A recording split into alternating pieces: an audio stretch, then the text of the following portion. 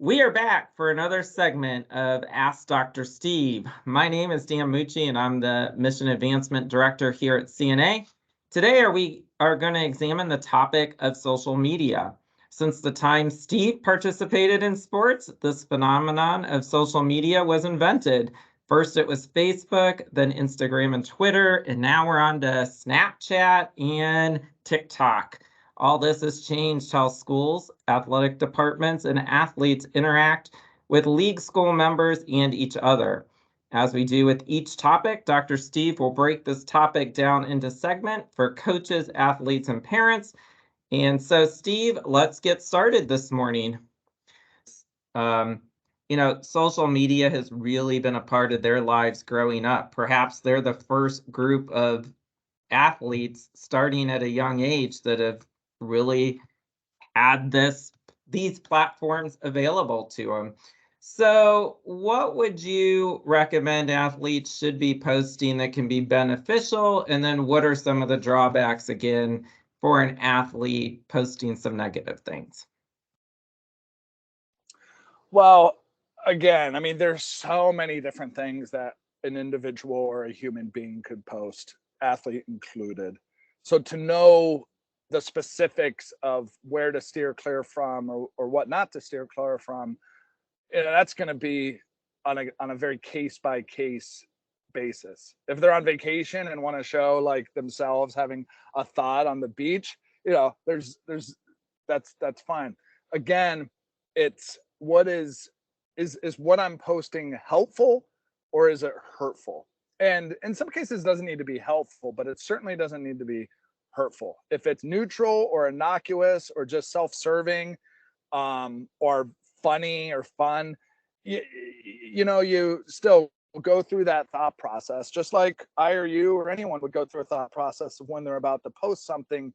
Is what I'm about to post, do I want this to represent me as a human being now and into the future? And if a 14, 15, 16, 17-year-old is able to view it from that type of lens, then I think in most cases they're going to be all right. Yeah, and so as a parent, I've mentioned before, when kids first get their phones, parents can kind of check out their text messages and all that. But on social media now, everything you can DM. So it makes it much more challenging even for a parent or a coach to see. So what advice, again, could you offer an athlete who, through playing AAU or some of these travel, meets kids from other teams, but then in the season, they're not necessarily teammates, they're opponents. So how can these DM messages affect kids? And could it be a form of bullying behind the scenes, either with your own teammate or another, athlete on a different opposing team? Yeah. So very different discussions here, right? DMing somebody that you have a relationship with prior on a prior team who is now an opponent may be very fine. Hey, I schooled you today. How was that? It's like, oh man, you had a good game. There's absolutely nothing wrong with that. But using the same vehicle, and that's just it. Social media is a vehicle for connection, for sharing interest, for communication. It's a vehicle. Now you can use that vehicle to get from point A to point B in a safe, supportive, intentional way, or you can use that vehicle for destruction, right? You speed, you drive recklessly. And in that case, if they're using DMs to bully and that comes out into the public, there is very much again a teachable moment. Like, this is not appropriate behavior. So the DM itself isn't necessarily the problem. It's how are you utilizing and the intention behind the DM that is the problem. And if something comes to the awareness that it is an issue, and that bullying has happened or harassment has happened or some other type of negative interaction, well then yeah, that's going to come to head, and it's time for an opportunity to have a discussion about that. So if you're the athlete and you have received an unkind direct message or post, let's say from a teammate, what are the proper steps that athletes should take in reporting that? Should they have the direct conversation with their teammate, or should they go to a coach or a parent or an athletic director first? Yeah. Well, I suppose there's some nuances there as well, right? It's what was the level of the comment? Um, how triggering or influential was that comment to that person? If it's just something ridiculous and you can brush it off, you can brush it off. I think from a one could argue that talking with the athlete, the other athlete, the teammate would be very appropriate, much like in adult life. If a coworker says something negative to me, I think probably first step is for me to, if I feel safe to do so, is to give that coworker feedback on the impact that that piece of conversation had on me. That's a very mature, evolved way of handling communication. When somebody crosses boundaries, you give them feedback that they cross boundaries. Sometimes that's not always the case. Sometimes you don't feel safe or supported to do that. So if that's the case, then being able to talk to somebody that is kind of next in chain, whether it is a parent, to kind of talk through this, letting things kind of settle down a little bit to make sure that you got your thoughts straight about it.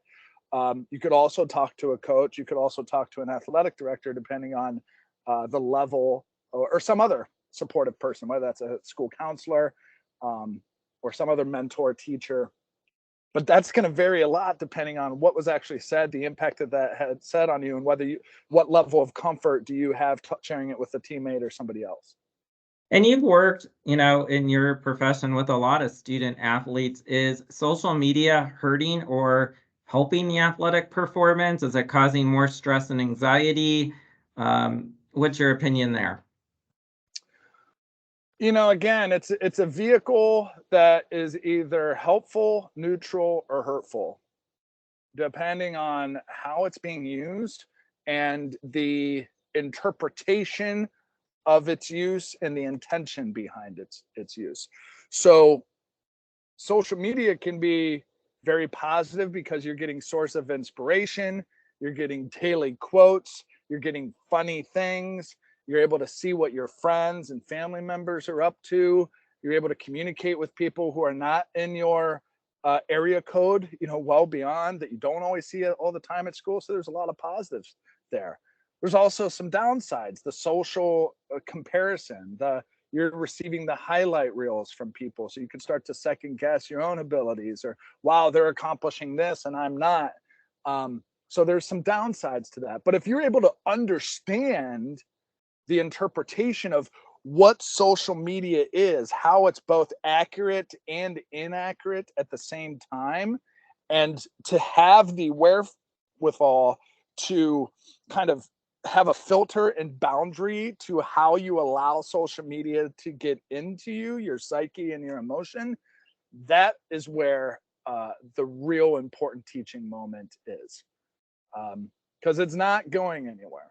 But I don't think a lot of individuals, adolescents and adults, have received their own mental training to know how to manage the messages that one is receiving, and how to either let them go, challenge them, or not let them get to them at much if they're more on the negative end. And then finally, for the athlete, if they want to play at that next level after high school, college coaches are now kind of recruiting or messaging or following through social media. So, what kind of impact or advice do you have there for any athlete in any sport?